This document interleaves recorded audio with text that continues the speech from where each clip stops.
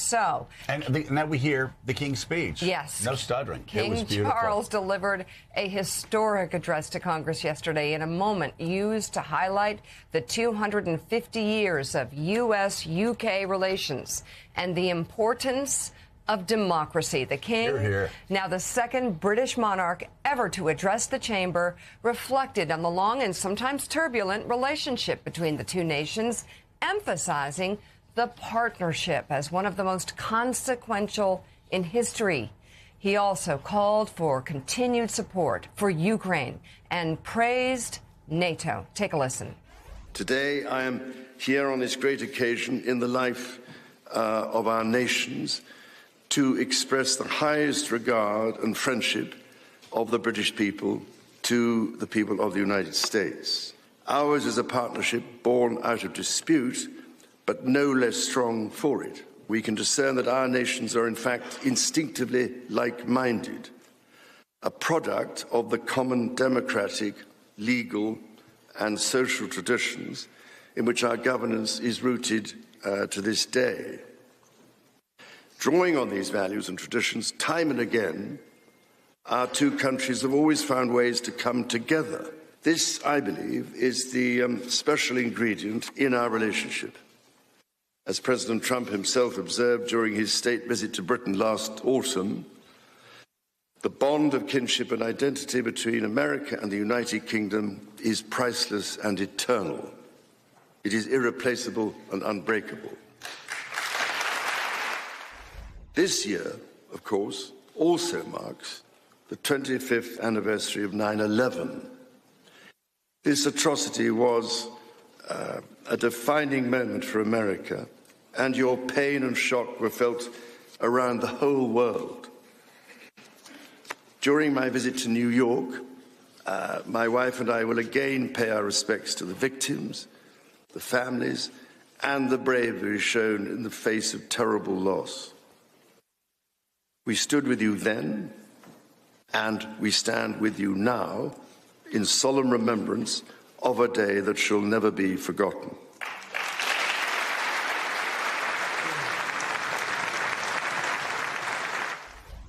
In the immediate aftermath of 9/11, when NATO invoked Article 5 for the first time, and the United Nations Security Council was united in the face of terror, we answered the call together, as our people have done so for more than a century, shoulder to shoulder, through 2 world wars, the Cold War, Afghanistan, and moments that have defined our shared security.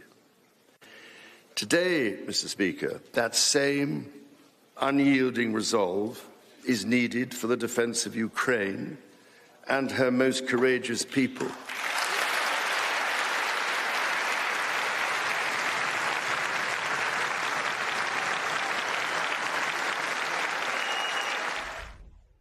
From the depths of the Atlantic to the disastrously melting ice caps of the Arctic, the commitment and expertise of the United States Armed Forces and its allies lie at the heart of NATO, pledged to each other's defense, protecting our citizens and interests, keeping North Americans and Europeans safe from our common adversaries.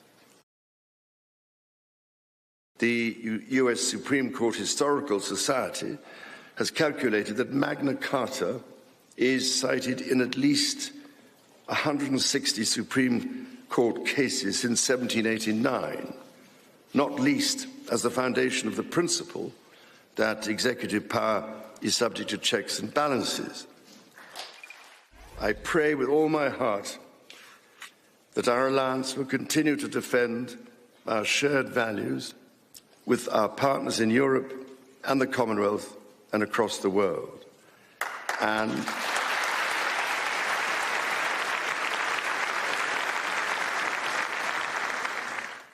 that we ignore the clarion calls to become ever more inward-looking. You know, Caddy, Kay, we discussed yesterday by phone the fact that my wife remained unmoved through the greater part of my hero, Queen Elizabeth II's extraordinary reign. Who would have ever known she would have fallen for the monarchy because of Charles? But that she did. She made me replay the speech time and time again. First of all, and there are a lot of hardened Brits that I talked to yesterday afternoon who said Charles's speech was nothing short of extraordinary. After mocking this man throughout most of his adult life, I heard people saying, first of all, how courageous it was. He said things that most foreign leaders and politicians were afraid to say, bringing up Article 5, talking about checks and balances to a Republican Congress that forgot about checks and balances. But it really was. It was an extraordinary performance. And what was most extraordinary about it is, if you look at American polls, the majority of Americans support everything he said. The majority of Americans support Ukraine. 62% in the latest polls say keep helping and supporting the Ukrainians. The overwhelming majority of Americans support NATO. The overwhelming majority of Americans support the special relationship. And so these things that he brought up that Donald Trump and J.D. Vance may have been offended by, well, they're in the minority. Actually, King Charles III, what he said yesterday is what the majority of Americans feel. And I think that's what gives so much power to his speech, because Republicans, as Willie said, who are playing errand boy to one man, Republicans are scared to state the obvious. Yesterday, the King of England did just that. Well, first of all, Mika, welcome to the Club of Monarchists. We'll give you a passport that doesn't have the face of the president on it. It's been remarkable to see all of Washington and to watch last night, Joe, in Congress, Republicans and Democrats alike stand and applaud things that normally Republicans would be pretty horrified by at the moment. I mean, the fact that they stood and cheered when he talked about the polar ice caps melting and protecting our planet and protecting nature. When he talked about those checks and balances, it wasn't just Democrats who stood up in Congress, it was Republicans as well. And part of me started thinking are they listening to what he's saying? Are they hearing what he's actually saying, which is, you were set up to do your job. You were set up to put checks and balances on the executive. I did think I saw J.D. Vance's face grow a little more scowly during the course of the speech, but generally it went down incredibly well. And you and I spoke afterwards. I thought it was more political than I expected it to be. I did think he would focus on NATO and the transatlantic alliance. I didn't necessarily expect him to bring up the British Navy, which Donald Trump has dismissed recently as a bunch of toy warships.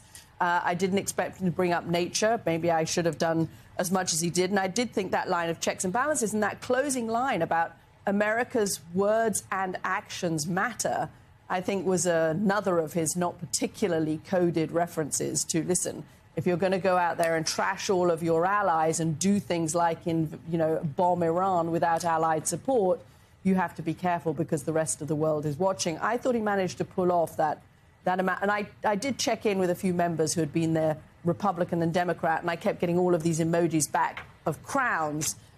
One Republican did say to me that he enjoyed watching the Democrats stand repeatedly for a king. Look, King came and conquered Washington. Who knew? 250 years after he did it. He did. You're welcome. Thank you. Welcome. I'll tell you, I didn't see this coming, and it's more the entire dynamic, Willie. He, throughout the day into the evening, was received really well. He used humor at times, but he cut to the truth, generating applause from Republicans, saying the things that needed to be said and getting applause from Republicans. And still carrying through. I mean, it was statesman, diplomat, and king all at once.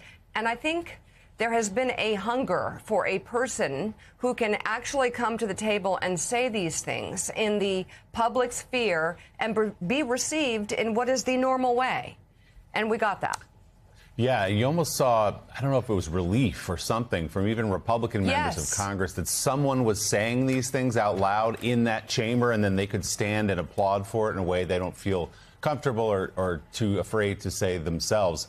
But you're right. The masterful part about that day was that he was charming. He flattered President Trump in all the ways President Trump needs to be flattered. But embedded in all of that, those critiques that we just heard, David French, of isolationism, reminding President Trump and everyone in that room of the importance of NATO, of 9/11, checks and balances. I mean, the fact that he cited the Magna Carta, an 800-year-old document, as checks and balances and got Speaker Mike Johnson to leap to his feet, who has completely abdicated that role in the United States government.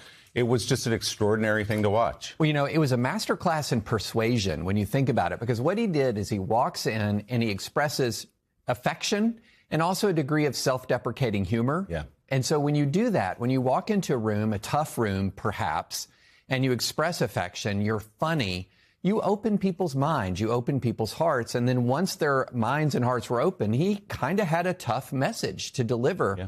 Something very unusual from a king now. This is a much more ceremonial position. This is not a substantive position the way that it used to be.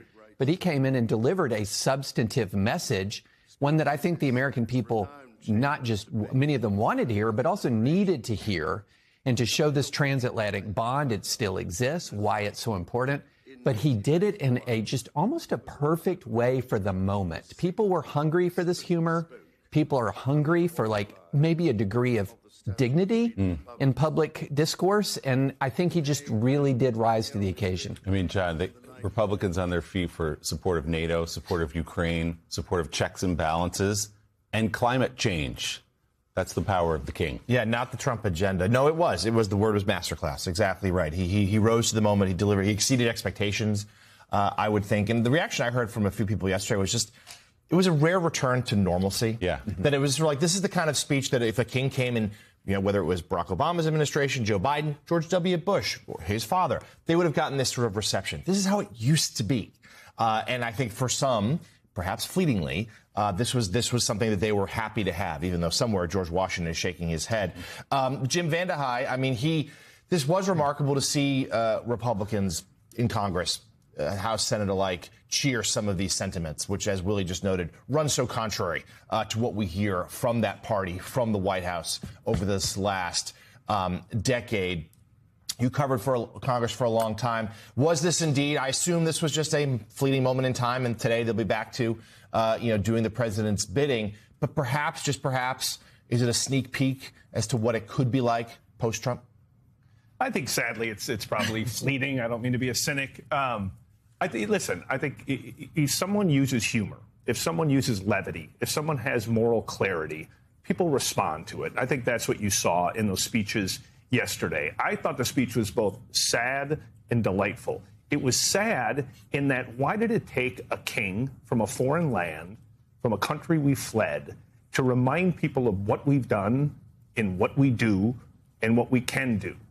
And I think that's why it resonated, because he did speak to those things. And do I think Congress changes because of it? Absolutely not. But I do think, I've been picking this up talking to college kids and just talking to people around the country. There's something out there. Like the response to politics right now could be, we just go to the other side and we go to socialism or something like that. It also could be that it awakens this yearning, I think, that sits even inside of hardened members of Congress to do something with meaning, to have dignity, to be what the king talked about America being. And maybe that's a flicker of that, and it certainly did resonate. And I think it's very discordant when you do have Republicans standing up for things that they've been against. But it was a beautiful speech, like regardless of what your politics are. Jim, though, and I do agree. I think that what follows the Trump administration is going to be a return to respect, I think, for other people, for politicians more. I don't think it continues down there. There is an exhaustion, and there is an exhaustion even among my Trump-supporting friends who say, especially after Easter, we've just had enough of this. Can't he just be normal? That's what I keep hearing. Can't he just stop? Can't he just do his job? And so I think you're right. I think there's going to be an understanding, as there was in Hungary. There will be understanding. There's a reason we have institutions. There's a reason why we have people who are actually experts. There's a reason why we have people who study things their entire life. And when they tell you, you better not go into Iran, because if you go into Iran, then they're going to close the Strait of Hormuz, which experts have been saying since 1979, or, you know, RFK Jr. Oh, I'm not a doctor or a scientist, and I don't know anything about what I'm talking about, but let me trot out this conspiracy theory. We're seeing the effects of all that, just like Hungarians saw it with Orban. And there's something else that lies underneath this, Jim. One of the reasons why the king's message was so receptive, and Republicans shouldn't fool themselves, they're not Republicans, MAGA people shouldn't fool themselves and say, oh, it's just because it was the king. No, it's because he touched upon things that most Americans believe in, but Republicans are afraid to say as they run Washington, D.C. 60% of Americans support NATO. 60% of Americans think America gets a lot out of NATO. 62% of Americans support the United States defending and fighting for Ukraine with economic support. 62%. We've talked about this before. Donald Trump, J.D. Vance, the people who hate Ukraine, who prove every day that they hate Ukraine, who hate NATO, who prove every day that they hate NATO, who hate our European allies that helped us take down the Soviet Union, who prove that every day. They are on the wrong side of American history. And the overwhelming majority of Americans are against them. So let us hope post-Trump there's more of a Marco Rubio reset, who unfortunately has cowered at times on his long-held beliefs. But what the king was saying yesterday is what Republicans have always believed, but are now afraid to say because of Donald Trump. I think I think you're right. I think that this is a great country full of good people. 60% of people or more agree on almost everything topically, and it just gets lost in politics. I'm going to use some Wisconsin slang to explain what I think is going on right now. I think people are waking up. It's like we went on a bender. Everybody drank too damn much, and now they're a little bit ashamed. They did things they didn't think they should do, and I think they want to sober up. And they want to think about, maybe I should be a little bit of a better person. Maybe I should show a little bit of self-restraint. And again, I think it's just a flicker, and polls aren't going to pick this up, and we're really not going to know for another year or two when we start to see the next political campaign kick off. But you're starting to see that. And I would encourage everyone, if you have any time, go listen to that extended version on 60 Minutes of Ben Sass's interview, and just listen to how he talks about community and how he talks about humanity. This is a guy who's dying, who's seen it all. He's been in politics. He might have a couple weeks, couple months left. He speaks so lyrically, so powerfully, so beautifully about what we could be and how close we are to being what we could be. And it's just such a beautiful reminder. Listen to that. Listen to that King's speech. Turn off social media and get a life.